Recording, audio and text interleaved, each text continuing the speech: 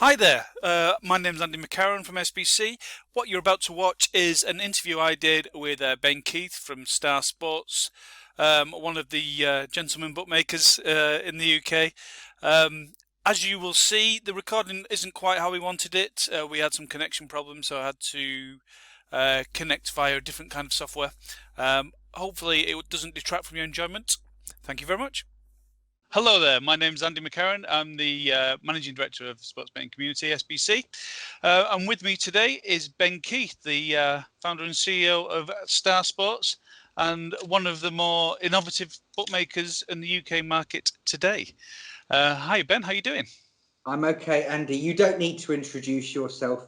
I always remember, I always think that when you're a bookmaker in the gambling industry, it shuns youth, and the revered people are sort of these old, still living dinosaurs who've earned their positions on thrones. And 20 years ago, it was you started writing betting business, and I think that when you think about 20 years ago, people used to say, I am a bookmaker. You knew what they did, didn't you? Right. Yeah. Now it's a bit like if somebody's in the army, well, that they might never go in a battle. They could be a mechanic, a doctor, a nurse, an architect, or whatever. And I think that the game is so vast now. Bingo, online bingo, apps, IT, people are betting on computer games. It's completely all over the world. When you started as a journalist, let's be honest about it, there weren't that many countries in the world that you could have a bet with a licensed bookmaker, and certainly there weren't many other online bookies. And I think that when people used to talk about what was happening in Chile or Argentina or Japan or wherever, really they were talking about your article that they'd read, because you were the news. You got that international news. But I always remember you always took time to,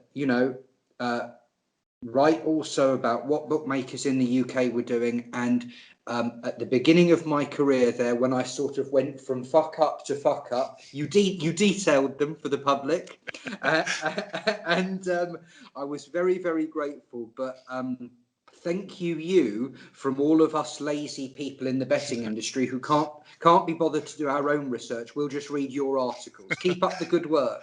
Well, that's very kind of you. I mean, I always think the role of a journalist is to be permanently curious. So hopefully that has got good repercussions. But we're not here to talk about me. We're here to talk about you.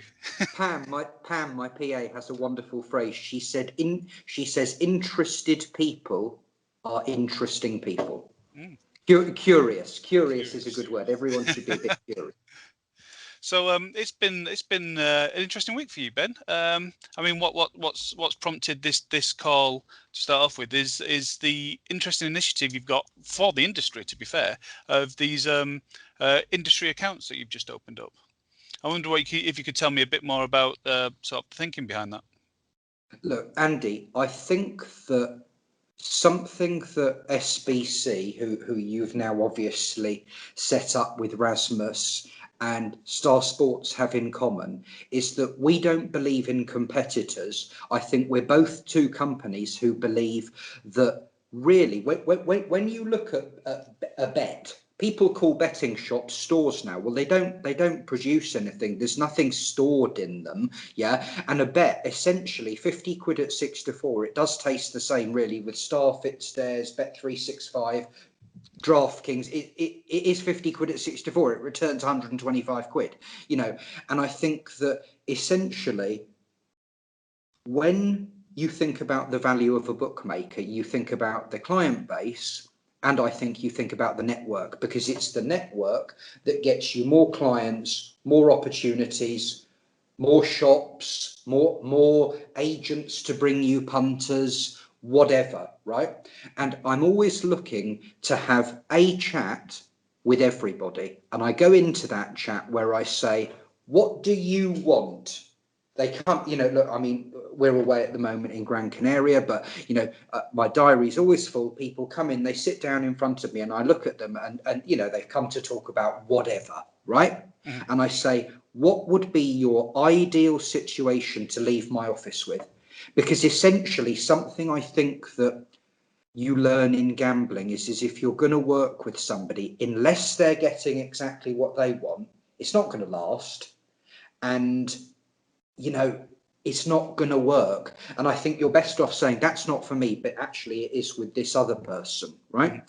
Now, I think that in years gone by, if you were a bit short of editorial, you could say, right, it's Cheltenham week or whatever. You could, no, it could be, you could say, right, I'm a bit bored. You know, I'm going to go to Chester races, talk to the bookies, and there'll be lots of people to meet in the betting ring. I'll meet pro punters. I'll meet, you know, commission agents. I'll meet all people who work for the firms, hedging, whatever. There's going to be an article there for you. Well, there's not now, is there? People go along and virtually every pitch is just run by two people. The firms aren't in the ring now. They don't use the ring to hedge. Professional gamblers don't really go to the races. There isn't that community. And really, when you think about it, that's when you look at what SBC have done, sports betting community, with your networking nights. Let's be honest about it, 20 years ago, yeah, they would have been all right, but people knew each other then. Now nobody really knows anybody, because everyone's at home on their computer. It's an anonymous. There isn't a community, right? Now, this initiative is to meet more people in the game who work for other bookmakers, and there are many, many benefits. Look, let's be honest about it. On a cynical level, as a bookmaker, they probably wouldn't, a lot of them, be working for bookmakers if they were successful pro punters, and and they get buggered about when they try and have a bet in a lot of places because they work for a bookie. I don't think that's merited. Now, I'm not going to say that they're going to lose at the rate of somebody who has £1 Yankees, right? But there's margin in the business, and I think that I'll get some good punters out of it to lay, right?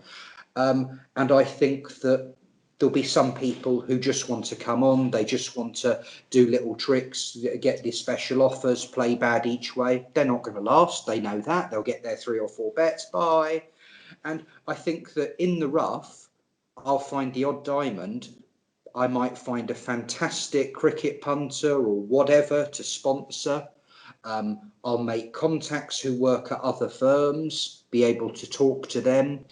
And, you know, there might be people who aren't exceptional pro punters themselves as judges, but they sit there, they know how to work the ticker, so they work for their bookmaker, they watch the business come through. And I might say, you might say to me, who's this punter, number 1, 2, 3, 8, 9? I'll say, he has a bet once every 3 weeks, he's got a great line into a stable.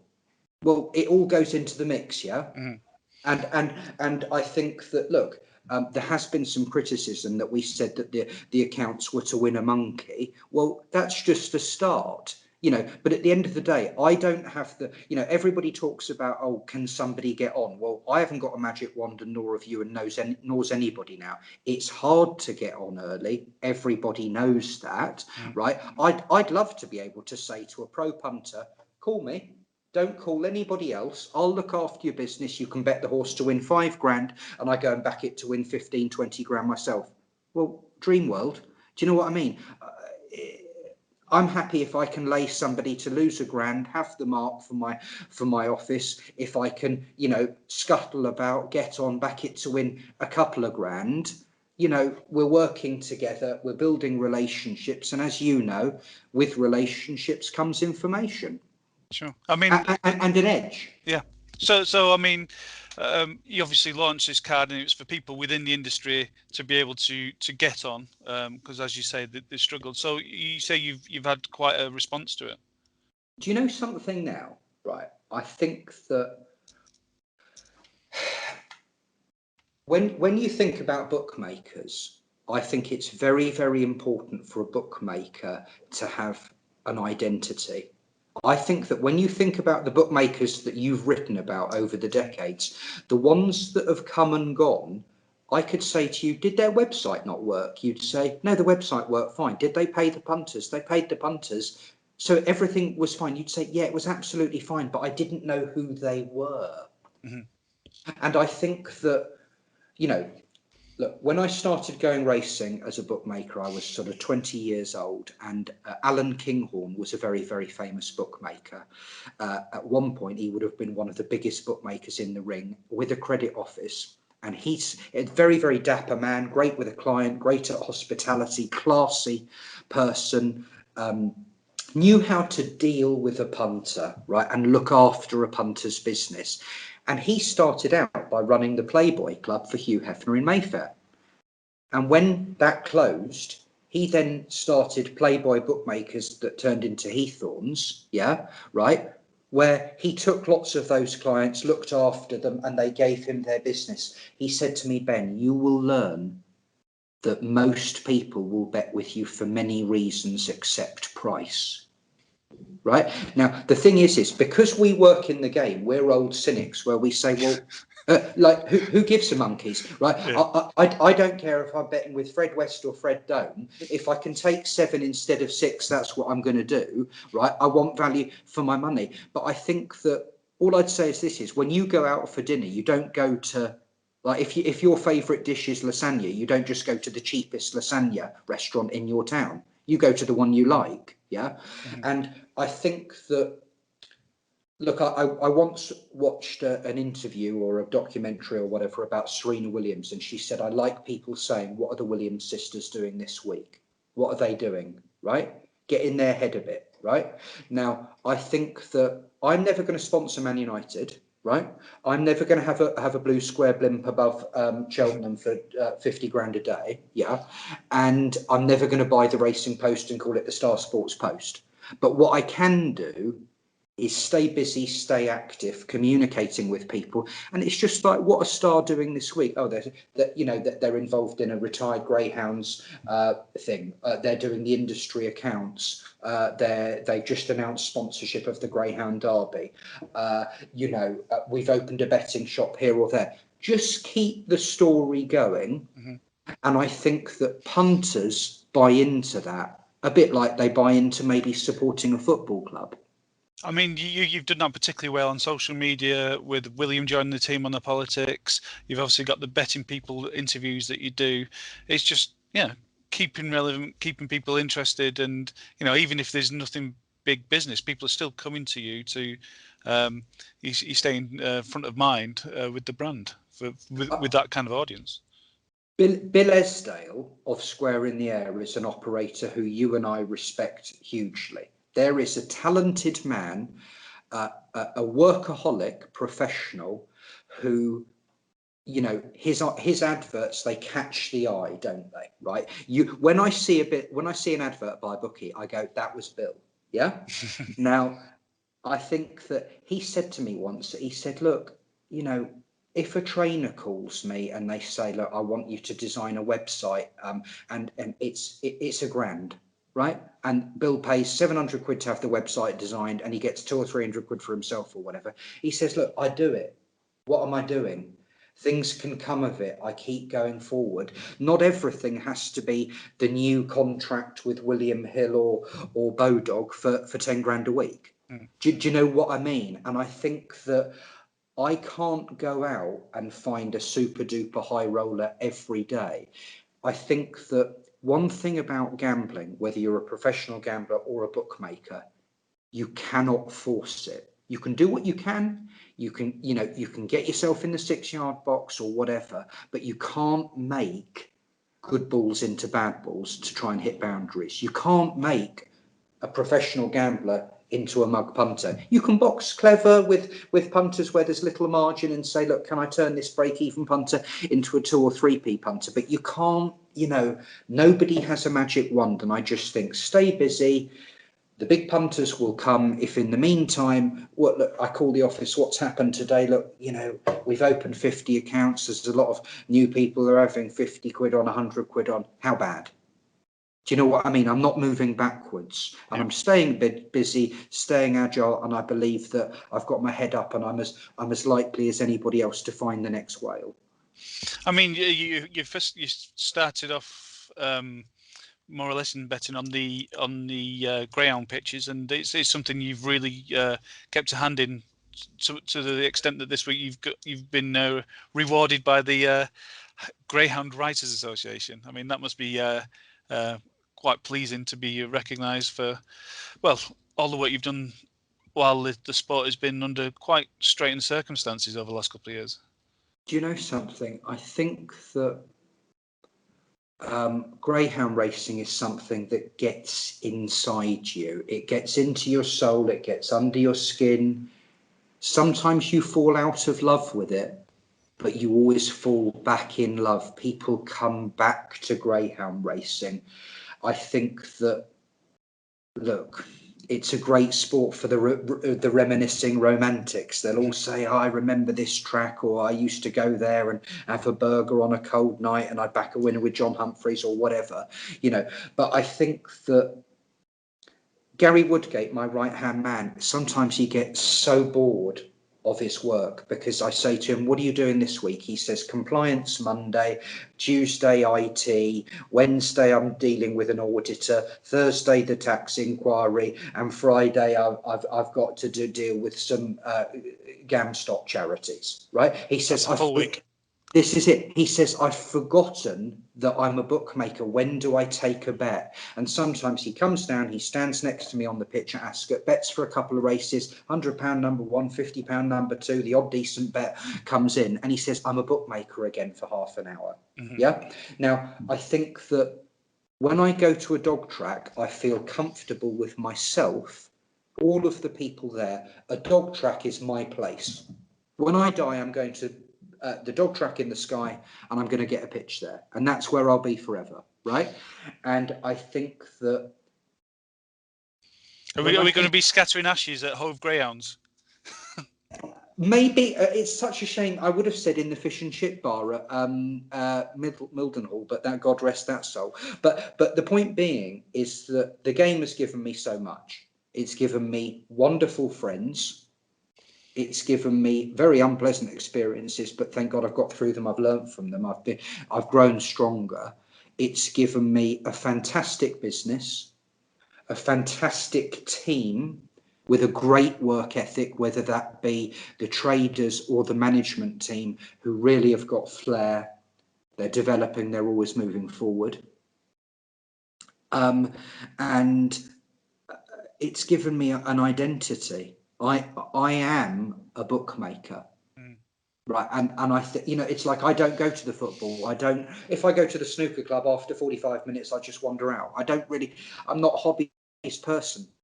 The game is my life, and supporting greyhound racing, sponsoring the Greyhound Derby, whatever, it's just a way to say thank you. No, it's I mean, where do you think greyhound racing is going to go? I mean, my local track, Bellevue's under a bit of a risk at the moment because, well, its owners are not really interested in the sport, more the land, and that's something that's happened all the way through London now. Where do you think the future lies for greyhounds? Well, to be honest with you, I think that the negative is that greyhound racing tracks are very big areas of land that were in town centres. Let's be honest about it. Wimbledon Dog Track and Bellevue, they hadn't spent a copper coin on them for decades. They wanted them to run down.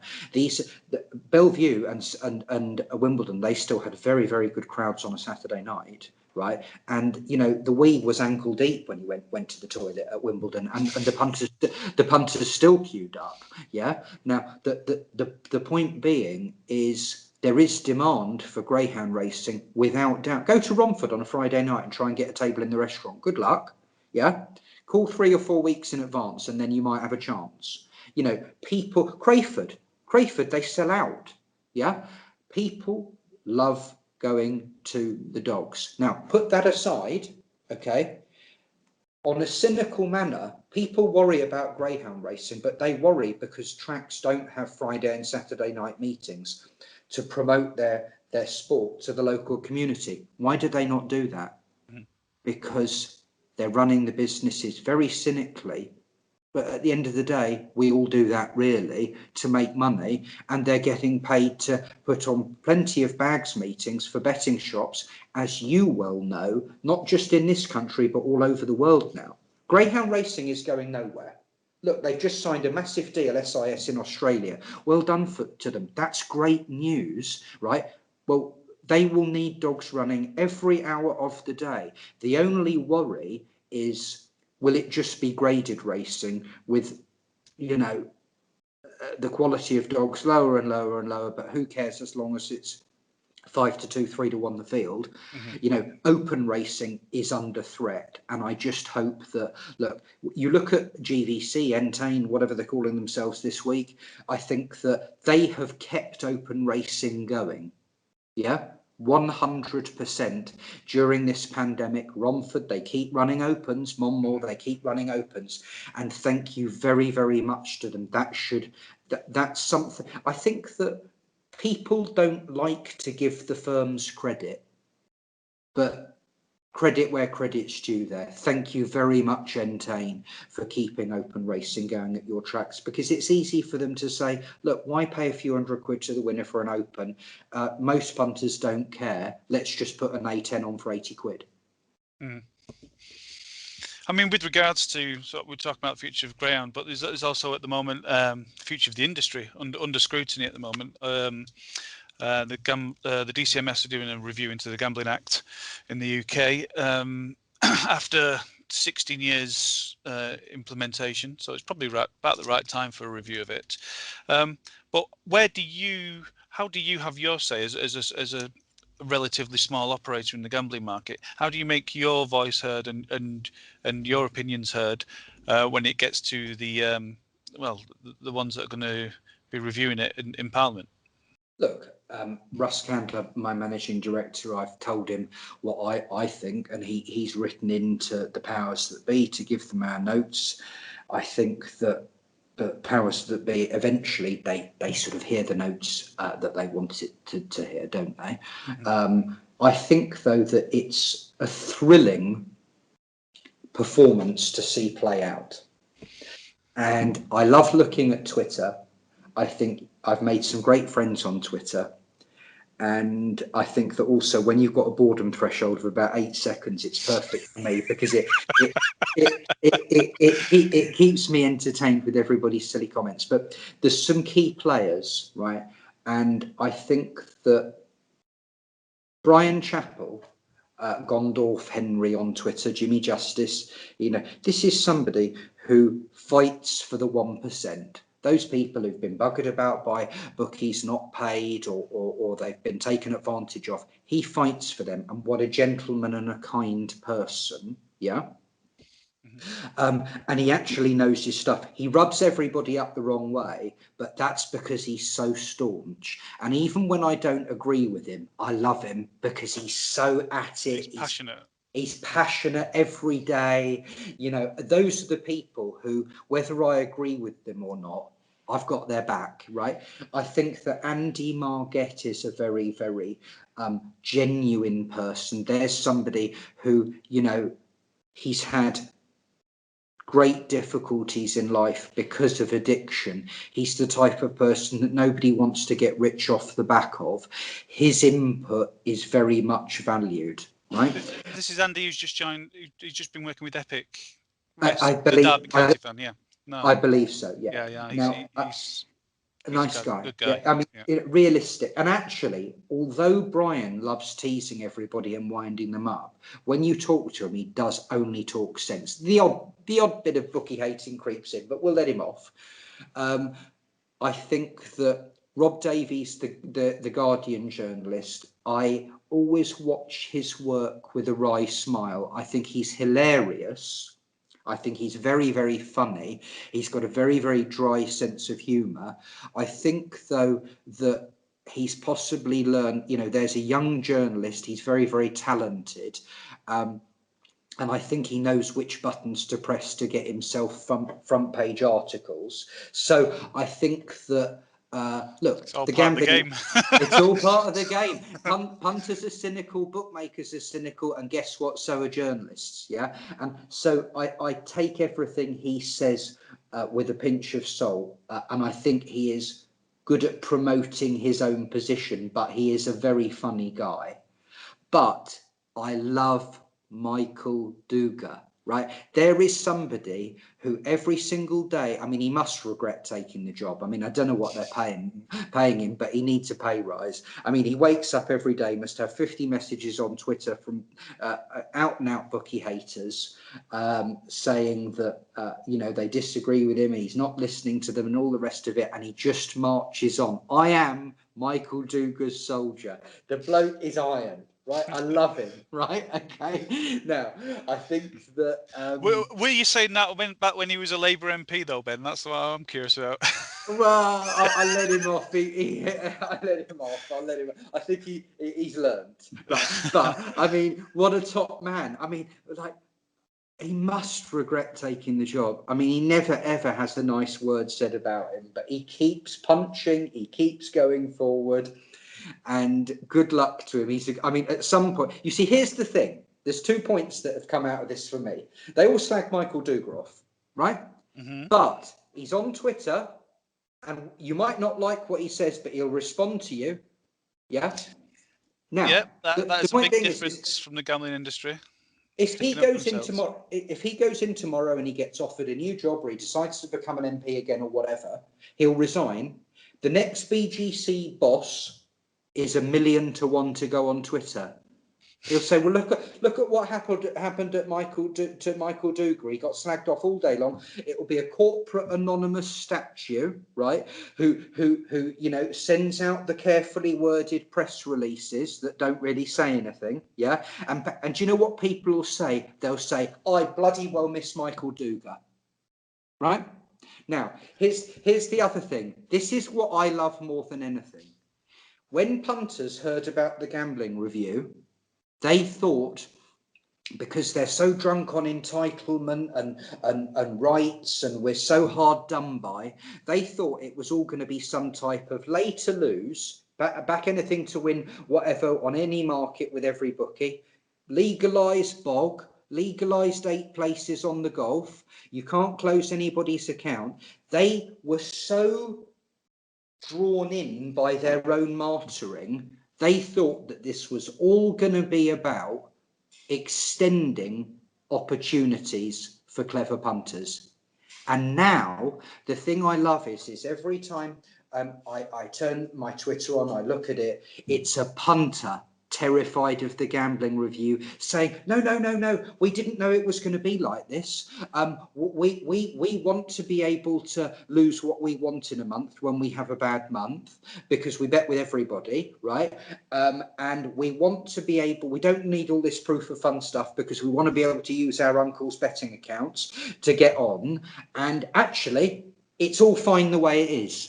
And I think it's absolutely hilarious, because they cried and cried and cried and cried. All the bookies are so bad. Right, when the rules come in, all this proof of funds stuff, all of these rules are being put forward by people who've never been in a betting shop. What type of people do they think go to dog tracks and betting shops? These aren't retired Oxfam volunteers. Right. Okay. So how are you going to get your bets on? Right. You're a pro punter. How are you going to prove your income? Yeah. And all of this maximum lose per month and all the rest of it, it will all be painful. And they'll all say, I tried to deposit my money. I couldn't deposit my money and get my bet on my bet one. You did it to yourselves. Right. So when it comes out, I'm going to give them all the rub down. They've done it to themselves. They've chosen not to just think, hang on, UK punters have got it better than anybody. As long as you can keep opening the accounts, you can schneid it out with every offer at Cheltenham, every 8 place on the golf, bog, you can go round the betting shops and graft a living, do what you want to do. Not now. You wanted more, you got less, unlucky. I mean, Ben, there's something about, certainly on Twitter as well, it comes across that you thrive on what was the traditional relationship between bookmaker and punter of a very adversarial nudge, give and take. Do you think that's fair? You thrive on that kind of thing? I'll work with any punter. If a punter's got an edge and he wants to work with me, I'll work with him. But if a punter wants to dig me out and make a puntery comment, they'll get one back. Punters don't like bookmakers. Bookmakers don't like punters. That was, when they were betting on the, the bloody battles in the Colosseum in Gladiator 2,000 years ago, the bookies and punters didn't like each other then. And when we've been dead for 2,000 years, they still won't like each other then either, right? So you're not going to change that as a journalist. I'm not going to change that as a bookie. I don't like punters. That's fine. Punters don't like bookies. Unlucky. Don't care. Right. So at the end of the day, every single punter is an individual. When you listen to old-time dog trainers or old-time horse trainers, they talk about getting in the head of the greyhound, don't they? They talk about getting in the head of the horse, learning each animal, training it differently, getting the best out of it. Bookies and punters get in each other's heads. A punter will do certain types of bets with some bookie because he's weak in some areas, and certain types with another with a bookie who's weak in other areas. It's my job to learn about individual punters to get the best out of them for myself. Right now, that's what gambling's about. There's nothing nice going on. There's nothing being produced. There's no favours. This is the other thing that all of these gambling rights people should remember. They're not defending, right, the righteous and people who work for charities or nurses on corona wards. They're defending punters who watch sport all day, gamble their money on sport, go to the betting shop, go to the dog track, whatever. These aren't do-gooders, right? They're punters, and I'm a bookie. The punters want my money, I want theirs. That's what it's about, money. Let's do the charitable stuff on the days off. Okay. Now, I think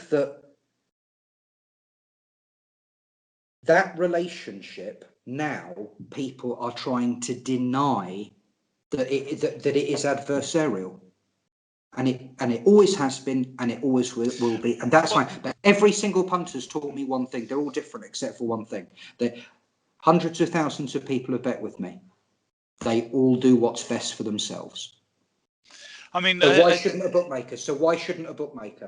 I mean, is that adversarial thing gone? As you've mentioned it, bookmakers have become more faceless, more corporate. They have, yes, but essentially they still want punters' money, don't they? They're run by punter losses. Professional gamblers who own tower blocks in Camden and luxury yachts around the world, and they find the best edge. They do that with bookmakers' money. Mm-hmm. It's about money. It's about an edge. Tony Morris was a very, very hard man, right? I'm sure you wrote articles about him. Best dog bookmaker ever to stand on a box at the dogs. Best dog bookmaker there'll ever be to stand on a box at the dogs, right? And he used to say to me, Ben, take as much money as possible at the lowest price possible. That is your job. Now, look, I've added in, I tried to take the money as late as possible because I think that's when the market is as solid as possible. And it's very unlikely there's going to be an edge on the favourite with 90 seconds to go, right? But, I go out every day to do my very best for Star Sports, to find as many punters as I can for Star Sports, and to trade to a margin with an edge. And that's what I'll always keep doing. But look, yes, there's a very, very adversarial relationship between punters and bookies. That's fine. But punters don't like it when they get a bit back. They like to be able to sit and point and give it and be nasty and make ignorant comments. When they get a bit back, I love that moment where they're just a bit like there's a shock in the eye. Go fuck yourself. I think that's the perfect line to finish the interview. So, Ben, it's a pleasure to speak to you as always. I hope you have a good year. Andy, you're a gentleman. Thank you very much for your support. I hope the interview's gone well.